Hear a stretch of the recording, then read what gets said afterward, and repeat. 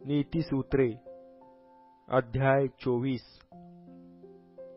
दुर्जनांचा हेवा करू नको, त्यांच्या संगतीची इच्छा धरू नको, त्यांचे अंतःकरण बलात्कार करण्याचा बेत करीते, त्यांच्या वाणीतून घातपाताचे बोल निघतात, सुज्ञानाच्या योगे घर बांधिता येते, समंजसपणाने ते मजबूत राहते, ज्ञानाच्या योगे त्याच्या खोल्या सर्व प्रकारच्या मौल्यवान व मनोरम वस्तूंनी भरून जातात.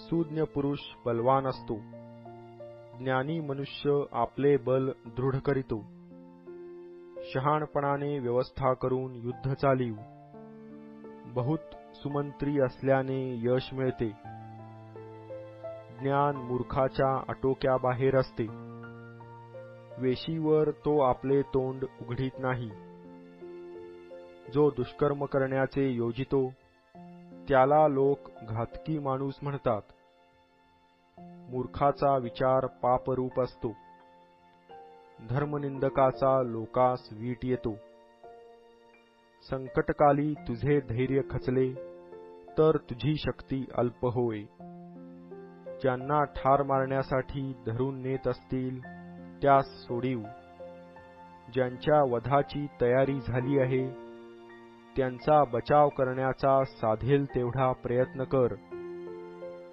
आम्हास हे ठाऊक नव्हते असे म्हणशील तर हृदय तोलून पाहणाऱ्यास हे कळत नाही काय? तुझा जीव राखणाऱ्याला माहीत नाही काय?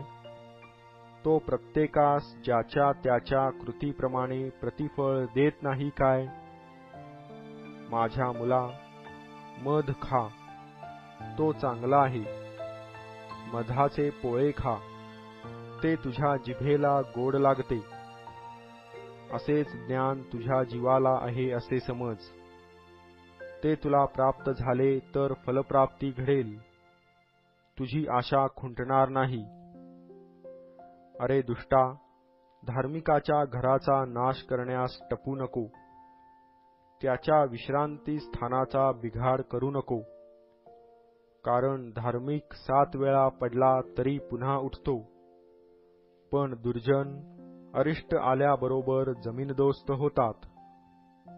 तुझा वैरी पडला तर त्याबद्दल आनंद मानू नको, तो जमीनदोस्त झाल्याने तुझे मन उल्हासू नये, उल्हासले तर ते परमेश्वर पाहिल आणि त्याला ते आवडणार नाही, आणि तो त्याच्यापासून आपला क्रोध फिरविल.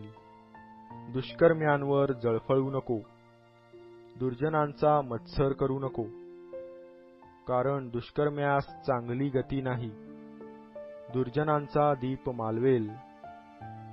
माझ्या मुला, परमेश्वराचे व राजाचे भय बाळग, चंचल वृत्तीच्या मनुष्यात मिसळू नको, कारण त्याचवर विपत्ती अचानक येईल, आणि त्यांच्या आयुष्याचा क्षय केव्हा होईल कोण जाणे. ही सुज्ञाची वचने आहेत. तोंड पाहून न्याय करणे ठीक नाही.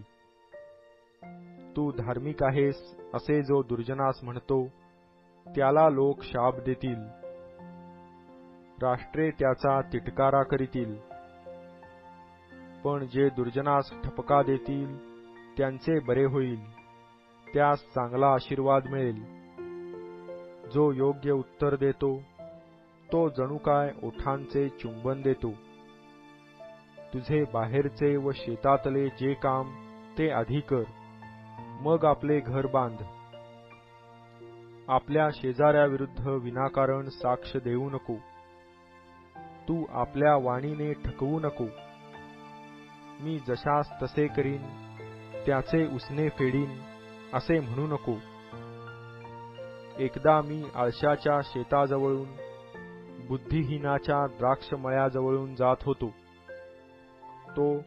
तो काटेऱ्यांनी भरून गेला आहे, त्याची जमीन खाज कुईरीने व्यापिली आहे व त्याची दगडी भिंत कोसळली आहे असे मला आढळले. ते मी पाहिले, त्याचा विचार केला आणि ते पाहून मी बोध घेतला. आणखी थोडीशी झोप घेतो, आणखी थोडीशी डुलकी घेतो, हात उराशी धरून जरा निजतो, असे म्हणत जाशील तर दारिद्र्य तुला दरोडेखोराप्रमाणे, गरिबी तुला हत्यारबंद माणसाप्रमाणे गाठील.